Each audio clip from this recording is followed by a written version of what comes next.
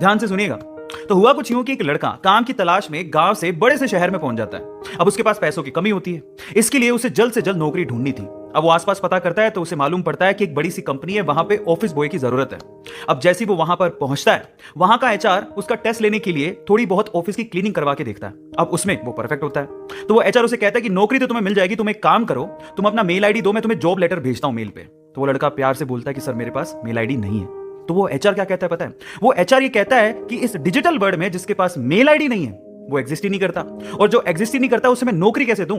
तुम यहां से जा सकते हो, मैं तुम्हें नौकरी नहीं दे सकता। वो लड़का निराश हो जाता है, लेकिन सर्वाइव तो करना था। गांव से आखिरकार घर छोड़ के आया है, उसके जेब में ना 100 रुपए थे। अब वो क्या करता है, सामने उसे एक सुपरमार्केट दिखाई देता है, वो वहां पे जाता है और सुपरमार्केट से 100 रुपए में टमाटर खरीदता है और घर घर जाकर उन टमाटरों को बेचता है, और 100 रुपए से उसके पास 200 रुपए इकट्ठे हो जाते हैं।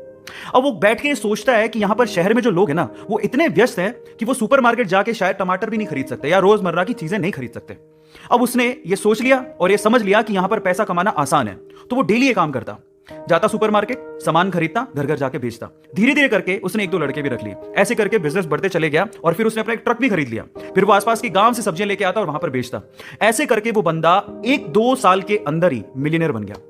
अब एक बार क्या हुआ कि कोई पॉलिसी बेचने वाला, जो फैमिली पॉलिसी बेचता था, वो उसके घर आया और सारा पॉलिसी का फॉर्म भरवा के उससे कहता है कि सर आप अपना मेल आईडी दीजिए, मैं आपकी पॉलिसी को कंफर्म कराता हूं कंपनी से।